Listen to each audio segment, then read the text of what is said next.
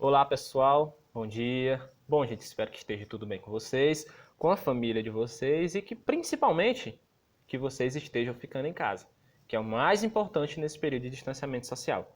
De antemão, já peço, como em todas as outras aulas eu venho falando, que vocês acompanhem pelo livro didático, para vocês acabarem tendo conhecimento mais concreto, né, que tem uma base que se construa esse conteúdo, porque senão se vocês ficarem só nas aulas, vocês vão acabar ficando com a visão bem superficial do assunto. Apesar da gente abordar todos os temas, por conta dessa dificuldade de estar gravando e tudo mais, a gente aborda de maneira bem simples e objetiva, só para vocês terem esse feedback. Então, quando vocês estiverem lendo o conteúdo do livro didático de vocês, vocês vão ter esse assunto realmente fixado na cabeça de vocês, tá? Então, lembrando mais uma vez, esse assunto é apenas um complemento para o livro didático, certo? Pessoal, dito isso, vamos relembrar uns pequenos conceitozinhos da aula anterior para a gente poder dar continuidade, certo?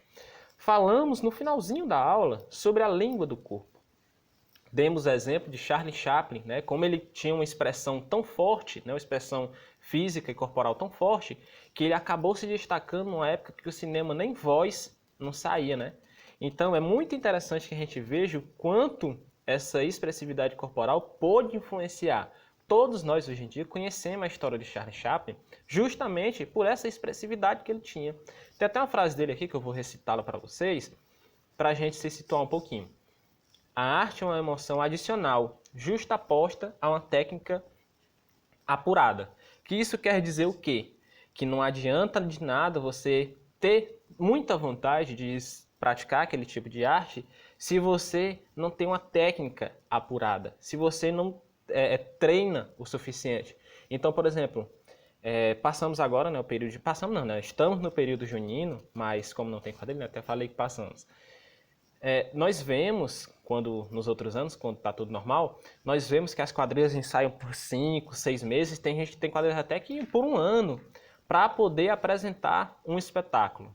Então a gente vê que eles precisam treinar muito, apurar muito a técnica para ter essa expressividade gestual da dança, principalmente por ser uma coisa sincronizada, que todos os casais têm que estar em harmonia, seguindo o mesmo ritmo, seguindo o mesmo compasso.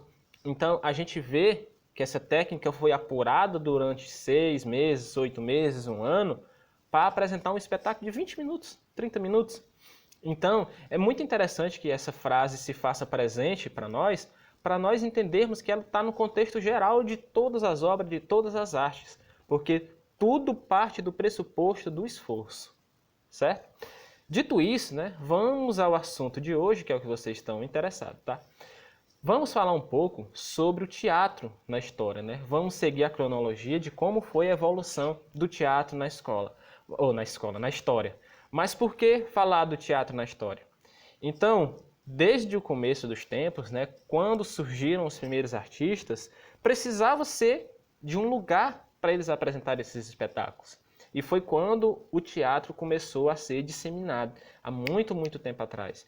Então é muito interessante que a gente veja isso, que não é uma coisa nada atual. Apesar de que o teatro tem até caído um pouco nos últimos anos, porque as plataformas digitais têm tomado boa parte desse público. Então, de início, o teatro na pré-história. Eu vou até ler a definição aqui para vocês não se preocuparem. Apesar de ser um consenso que o teatro ocidental teve origem na Grécia Antiga, é importante frisar que essa manifestação já era apresentada na humanidade desde os tempos remotos, mesmo que de forma rudimentar. Então, o período da pré-história, que é o período que antecede a escrita, tudo que antecede a escrita a gente pode considerar como pré-história, né? É certo que tem algumas subdivisões, só que a gente não vai entrar muito nisso, mas é todo o período que antecede essa escrita e que a gente não tem quase nada sobre como definir essa data. Por isso que é muito difícil falar de pré-história, porque nada é exato. No momento que eu estou lançando esse vídeo, a gente sabe algumas informações. Amanhã, depois de amanhã, daqui a 15 dias, podem surgir novas informações que desfaçam quase tudo que a gente fala. Então é muito interessante que a gente entrelace esse conceito histórico, que é a diversidade de informações dentro do que a gente está estudando, para a gente entender que quando se trata de uma coisa muito antiga, ela pode surgir nela novas definições daquilo. Porque os estudos estão sendo feitos a todo momento, vão descobrindo coisas, de repente aparece um novo fato que muda tudo aquilo em que os grandes historiadores, os grandes arqueólogos acreditavam. Então, mesmo nesse período de pré-história, já existiam algumas coisas que a gente poderia considerar um teatro, mesmo que de forma rudimentar, de forma improvisada, se o pessoal se reunia e via alguma coisa, sem arquibancada, sem nada. Então, é muito interessante que a gente veja isso e tire da ideia de que é uma coisa de hoje, que é uma coisa moderna. Não, é uma coisa muito, muito mais antiga do que talvez até a gente imagine. O teatro na Grécia Antiga. Aqui sim, foi onde o teatro realmente, digamos que teve boom, né? Porque foi onde teve a grande expressão, a grande força. E se dava por conta das celebrações ao deus Dionísio, que duravam vários dias na época que ocorria a colheita. Então podemos fazer até uma relação com a nossa quadrilha aqui, nossa quadrilha junina, porque também ela faz referência à colheita. Depois, obviamente, tomou outras proporções, né, outros sentidos, mas de início era isso. Então, o teatro na Grécia vem dessa questão do deus Dionísio, dessa celebração, e duravam muitos e muitos dias, como forma de agradecimento pelo alimento que tinha vindo. O teatro na Roma antiga, que é outra coisa muito expressiva que a gente tem sobre o teatro. O teatro romano teve enorme influência do teatro grego, assim como outras manifestações culturais desse povo. A cultura etrusca também foi um fato relevante para o desenvolvimento da arte teatral romana. Bom, gente, quando as sociedades vão se desenvolvendo, vão se conhecendo, elas vão adquirindo características das anteriores. Então, sempre que a gente vai ter nessa evolução cronológica, nesse mapa histórico, a gente vê a assimilação de outras culturas dentro daquela nova. Então, é muito bom que a gente veja isso olhando aqui para o Brasil. Nós vemos que já temos culturas que vieram de todos os lugares, porque elas já foram disseminadas de outra forma. E a gente assimilou, entende? E a gente assimilou. Então, isso dentro da história do teatro se faz muito interessante, porque todos os anos o teatro vai evoluindo e quase todas as comunidades teatrais vão assimilando essas novas características. Por exemplo, o teatro agora apresenta muitos shows de humor, né, de comédia stand-up, que é só a pessoa vai lá com o microfone e fala. Antigamente, não existia esse tipo de modalidade. Só que hoje em dia é muito disseminado, é muito comum e tem muito mais fama do que, às vezes, até um espetáculo realmente montado teatralmente. O teatro no período medieval. Na época medieval, durante muitos anos, a linguagem teatral foi banida da Europa. Isso porque era considerado pela Igreja Católica como uma atividade pecaminosa, ressurgindo apenas no século XII. Nesse período da Idade Medieval, nós temos uma grande vilã, vamos dizer assim, das culturas, que era a Igreja Católica, que para ela só era bom, só era bonito o que ela pregava. Então, nós temos algumas cicatrizes culturais por conta desse período do cristianismo muito, muito forte, que existem até hoje. Então, esse período ainda influencia nisso. Apesar de que, já faz muito tempo, já faz muito distante, está disseminado, está mais fraco, mas o grande poder que a Igreja Católica teve mudou muito da estrutura europeia e, posteriormente, quando os europeus começaram a conquistar os outros países, na expansão marítima, trouxe isso, né? Disseminou isso, né? O surgimento do teatro no Brasil. No Brasil, a origem do teatro está relacionada à chegada dos jesuítas no século XVI. O seu desempenho em catequizar a população, tanto dos índios quanto dos colonos. Era muito interessante a gente ver essa relação, né? Partindo só um pouquinho aqui para o contexto histórico, que falava do seguinte, né? Às vezes os portugueses e os europeus queriam sempre escravizar os índios, né? Mas pelo grande intuito da Igreja Católica de conseguir novos adébitos, ela dizia, não, você não pode catequizar, você não pode escravizar eles ainda, porque eles não foram apresentados a nosso Deus, eles não foram batizados, eles não conhecem a palavra, então eles não podem ser. Então é muito interessante que a gente faça até aquela reflexão sobre a cruz e a espada, né? Vou até fazer um desenho aqui bem ruim, tá? Não reparem, digamos que isso aqui seja uma espada, isso aqui seja uma cruz. Essa expressão vem desse período que diz o seguinte: você acreditou na palavra do cristianismo, para você é a cruz. Se você não acreditou, para você é a espada. Isso aqui é a espada, tá, gente? Ficou bem boa agora, ó. E aqui é a cruz, tá? Mas deu para vocês verem, né, que vem dessa mitologia da cruz e da espada. Então o teatro no Brasil sofreu muito, muito com isso e foi trazido nesse período, bem no período mesmo colonial, né, de colonização do Brasil.